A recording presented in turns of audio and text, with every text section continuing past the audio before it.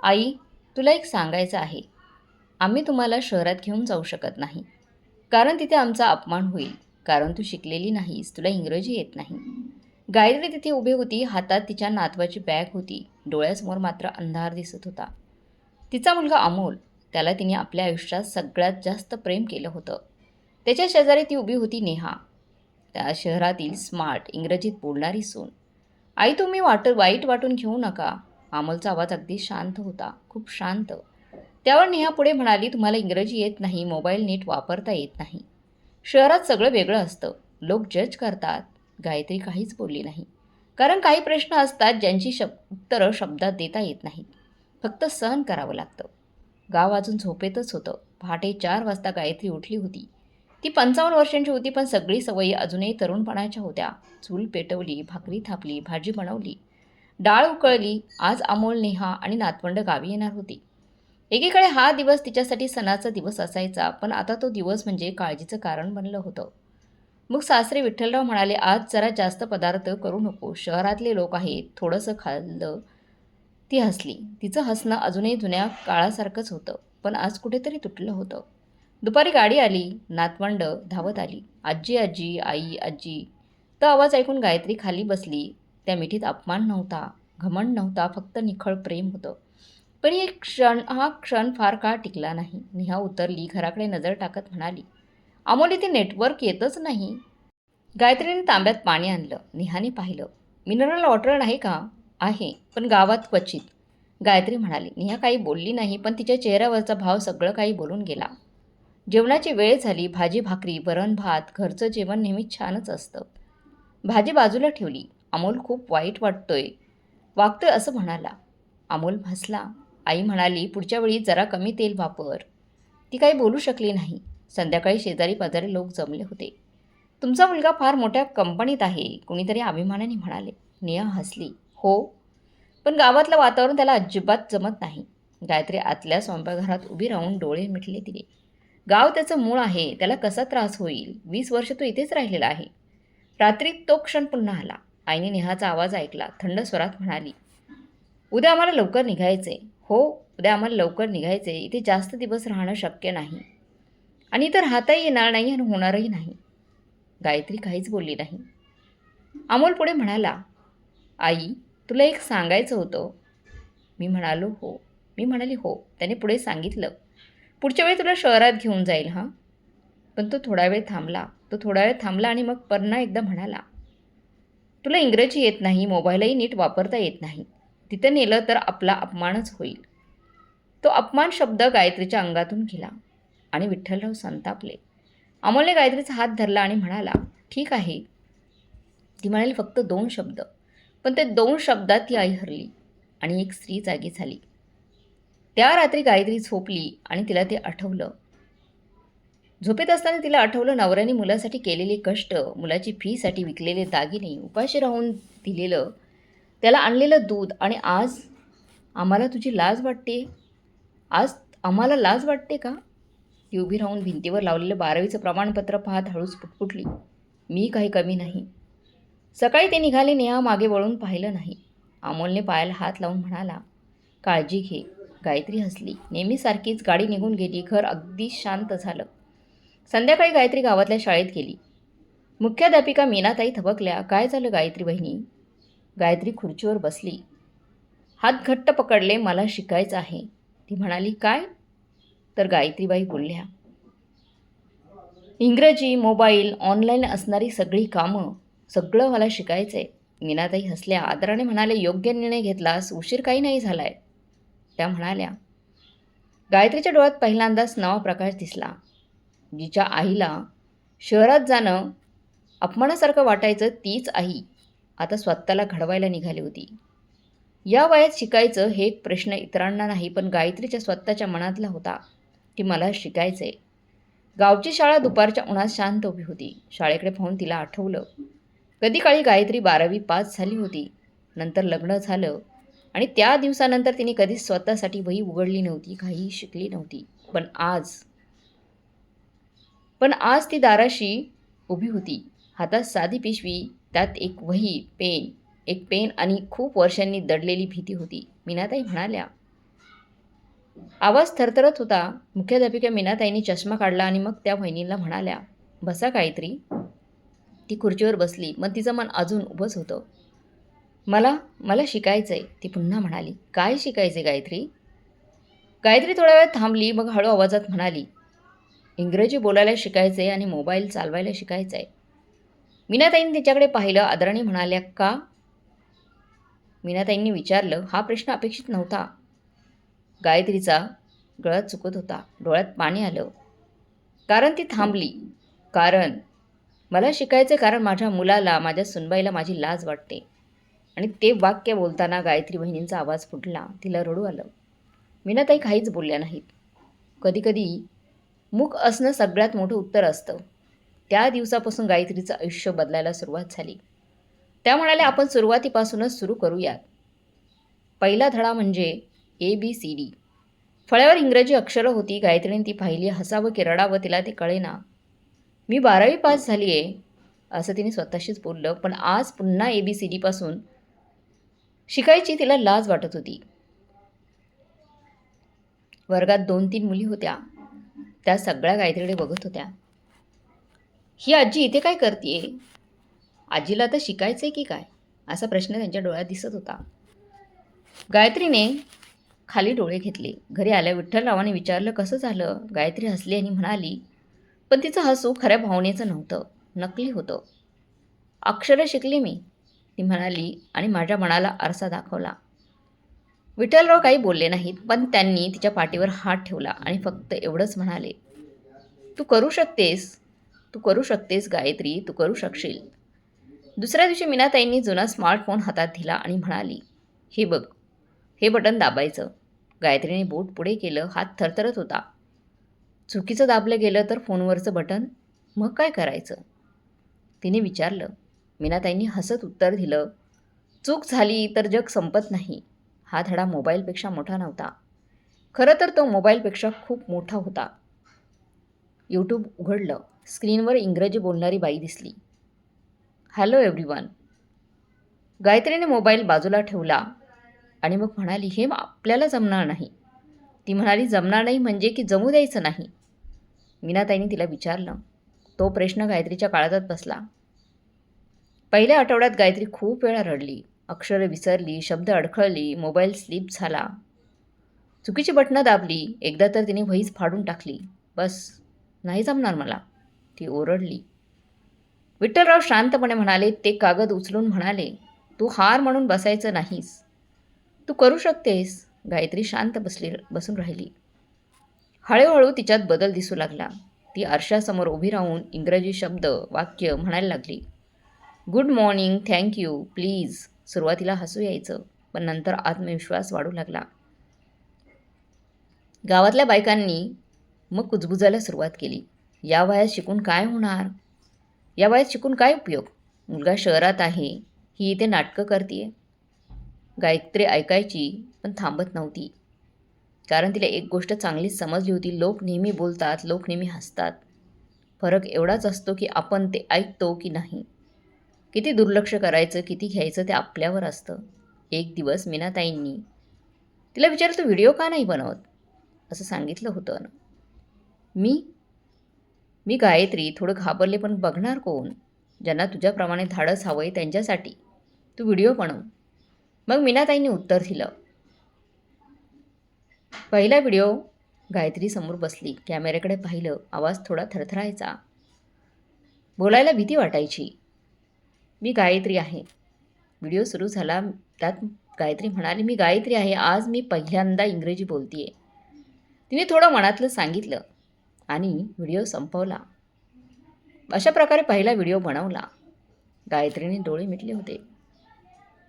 "झालं," असं ती म्हणाली. 2 दिवसांनी मीनाताई धावत आल्या. त्यांनी त्यांचा व्हिडिओ यूट्यूब चॅनलवर पहिल्यांदा टाकला होता.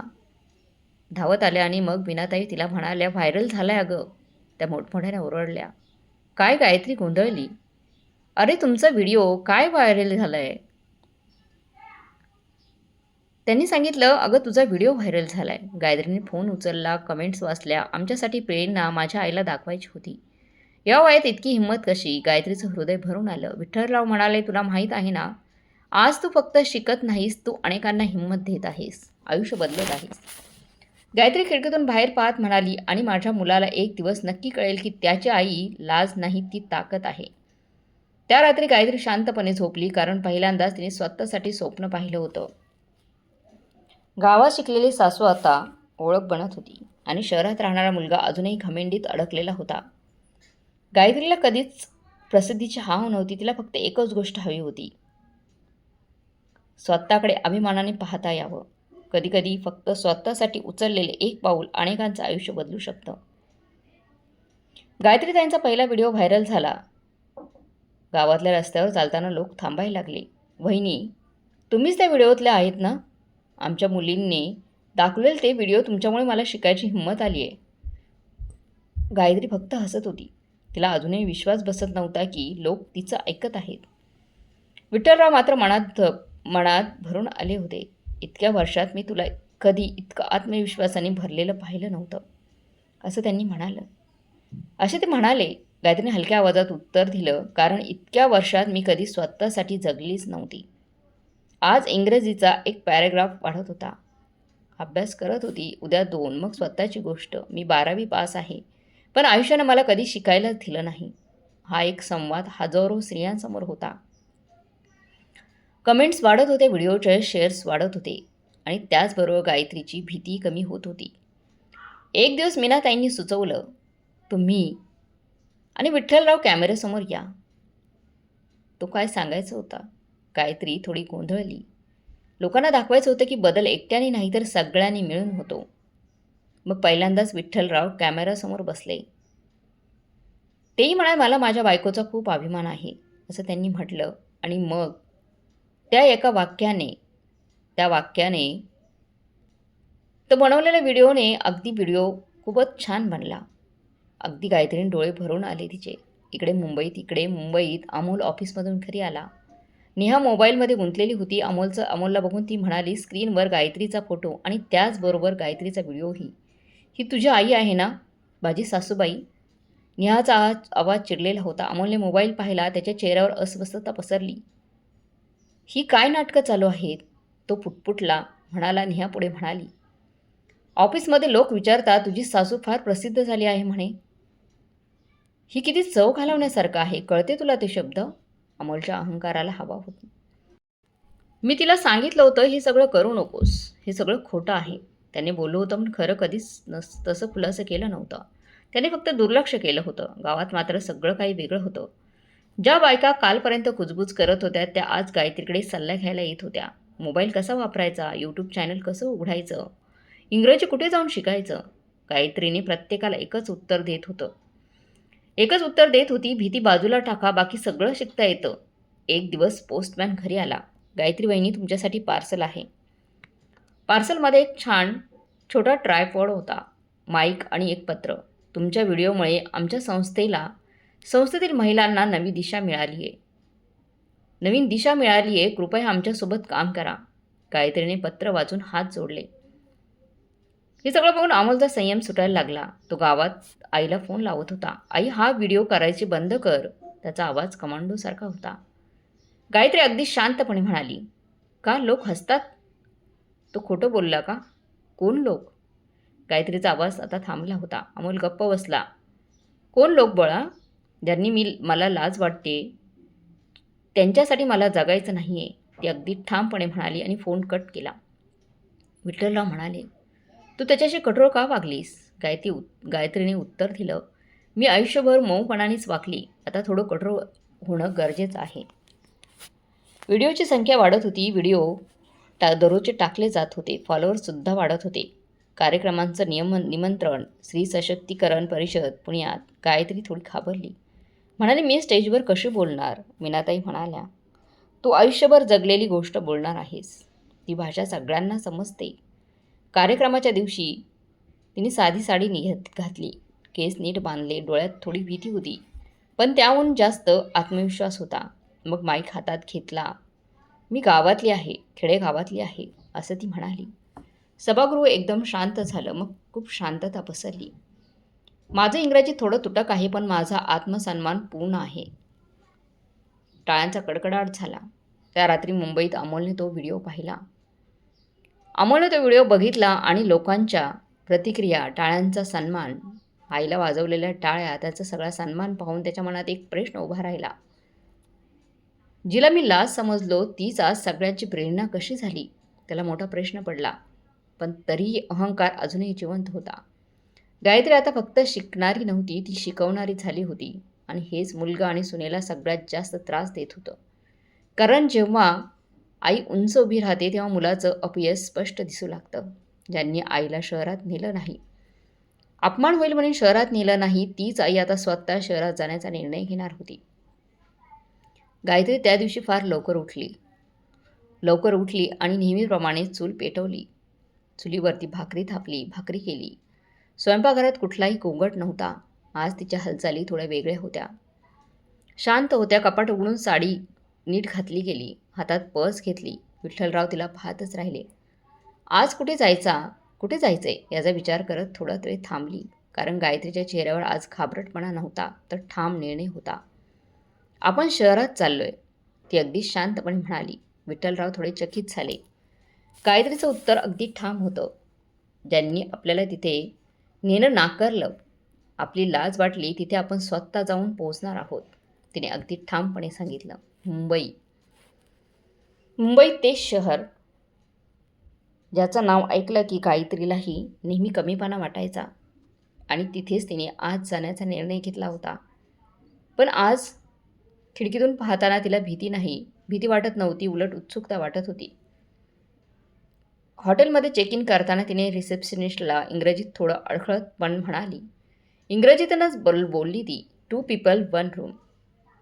विठ्ठलराव तिला पाहून हसले. आज मला माझ्या बायकोचा खरोखरच अभिमान वाटतोय, असं ते म्हणाले. गायत्री उत्तरली, आधी वाटायचं नाही का? ते दोघेही हसले. नंतर ते दोघं शहरभर फिरले. Marine Drive, Gate of India, coffee shop. गायत्रीच्या डोळ्यात लहान मुलीसारखा आनंद दिसत होता. हे सगळं पाहायला मुलाला परवानगी द्यावी लागत नाही, ती अगदी हळूच म्हणाली. इकडे त्याच हॉटेलमध्ये अमोल एका मोठ्या मीटिंगसाठीच आला होता. लिफ्टमधून बाहेर पडताना त्याची नजर अचानक थांबली आणि समोर आपले आईबाबा दिसले. त्याच हॉटेलमध्ये आपल्या आईबाबांना पाहून क्षणभर त्याला स्वतःच्या डोळ्यांवर विश्वास बसला नाही. आई, आई, त्याचा आवाज चढला. तुम्ही इथे कसे काय? गायत्री वळली. जसं तू राहतोस तसंच आम्हीही. अमोलचा चेहरा लाल झाला. तुम्ही इथे कसे आले? तुमच्याकडून पैसे कुठून आले? तो चिडून म्हणाला. हा प्रश्न आईच्या काळजावर नाही तर पुन्हा एकदा अहंकारावरून आला होता. विठ्ठलराव पुढे आले. ज्या हाताने तुला मोठं केलं तो हात भीक मागण्यासाठी नाही, कमवण्यासाठी होता. तो हात मागे नाहीत, असं ठामपणे ते म्हणाले. नेहा धावत आली. हे काय चाललंय? तिचा आवाज तिखट होता. आजूबाजूचे लोक पाहत होते. ती कुजबुजत म्हणाली. आणि गायत्री हसली. या लोकांची तुला भीती वाटते का? ती म्हणाली. मला आता तुझी लाज वाटते. नेहा गप्प झाली. अमोलला त्याची चूक कळू लागली होती आणि त्याचा आवाज थरथरला. आई, मला माफ कर, माझी चूक झाली, अमोल म्हणाला. गायत्रीने त्याच्याकडे पाहिलं. तोच मुलगा होता, पण तिच्या नजरेत तो आज छोटासा दिसत होता. त्यावर ती म्हणाली. जेव्हा तू म्हणालास की अमोल बाळा, तू जेव्हा मला म्हणालास की मी शहरात नेण्यासाठी नाही, तुला माझी लाज वाटत होती शहरात आणण्यासाठी. त्याच वेळेस आपलं नातं कमजोर झालं होतं. अमोल आणखी खाली पाहू लागला. मी घाबरले होतो. तो कुजबुजला. घाबरलास? गायत्रीचा आवाज शांत पण तीव्रही होता. तू समाजाला घाबरलास, मुलगा असून आईचा अपमान केलास. आईची तुला लाज वाटत होती. नेहाच्या डोळ्यात पाणी आलं. आई, माझ्याकडून एक चूक झाली, माफ करा मला माफ करा. गायत्रीने तिच्याकडे पाहिलं. मला माफ करा, मी तुम्हाला माफ करू शकत नाही. विठ्ठलराव म्हणाले. आता आमचं आणि तुमचं काहीही नातं नाही आणि आता आमचं आयुष्य आमच्या अटींवर जगणार आहोत आम्ही. मग गायत्री पुढे म्हणाली. आम्ही तुमच्यावर अवलंबून नाही. तुम्हाला आमचं कोणतीही कामं करण्याची गरज नाही, कारण आमचा स्वाभिमान आमच्यासाठी पुरेसा आहे, असं म्हणत अमोल पूर्णपणे तुटला. आणि त्या रात्री गायत्री आणि विठ्ठलराव हॉटेलच्या खोलीत बसले होते. खिडकीच्या बाहेर शहर झगमगत होतं. आपण बरोबर केलं ना, विठ्ठलरावांनी गायत्रीला विचारलं. गायत्री हसून म्हणाली, होय, बरोबरच केलं. चूक तेव्हा संपत नाही जेव्हा आत्मसन्मान मिळतो तेव्हा संपतो. दुसऱ्या दिवशी ती शहरातून निघाली. यावेळी कोणताही राग नव्हता, कोणतीही कटुता नव्हती, फक्त स्पष्टता होती. गावात परतल्यावर गायत्रीने पाहिलं. गायत्रीने पहिला व्हिडिओ केला. आज मी शहरातून परत आली आहे. ती म्हणाली, माझ्या मुलाने मला माफ करण्याची विनंती केली, पण मी माफी दिली नाही. मी माफ केलं नाही कारण त्याने माझा अपमान केला होता. क्षणभर थांबली, कारण काही जखमा माफीने भरत नाहीत, त्या वेळेनेच भरतात. तो व्हिडिओ पाहून बऱ्याच लोकांनी कमेंट्स केल्या. कमेंट्सचा पूर आला. तुम्ही अगदी बरोबर केले. आणि एकामागून एक कमेंट्स येऊ लागल्या. तुम्ही खरंच खूप स्ट्रॉंग आहात. तुमचे व्हिडिओ आमच्या आईला दाखवणार. अमोल आणि नेहा काही दिवसांनी गावात परत आले आणि यावेळी ते अगदी नम्रपणे आले होते. गायत्रीने त्यांना घरात घेतलं, पाणी दिलं, जेवण दिलं. पण एक गोष्ट बदलली होती, ती म्हणजे तिची सीमा. ती आता कुणासाठीही स्वतःला कमी लेखत नव्हती. कथा इथे संपते, पण गायत्रीची गोष्ट इथे थांबत नाही. कारण ज्या दिवशी एखादी आई स्वतःला ओळखते, अगदी त्याच दिवसात सासूचा बदला नाही तर स्त्रीचा आत्मसन्मान वाढतो. सर्व मित्रमैत्रिणींनो, तुम्हाला काय वाटते? गायत्री जर तशीच रडत राहिली असती तर तिला तिचा आत्मसन्मान कधीच मिळाला नसता. पण ती धीर न खचता इंग्रजी शिकते आणि मोबाईल चालवायलाही शिकते आणि म्हातारपणात स्वाभिमानाने राहायलाही शिकते. तर मग मित्रमैत्रिणींनो, तुम्हालाही जर वृद्धापकाळात स्वाभिमानाने जगायचं असेल, आत्मसन्मान वाढवायचा असेल, तर स्वतःमधील टॅलेंट ओळखा आणि त्याचप्रमाणे राहायला शिका. तरच तुमचं म्हातारपण चांगलं जाईल. तर मग तुम्हाला काय वाटते? कमेंट बॉक्समध्ये नक्की कळवा. आणि याची कथा चांगली वाटली असेल तर लाईक, शेअर, सबस्क्राईब नक्की करा. भेटूया पुढच्या कथेमध्ये. तोपर्यंत धन्यवाद.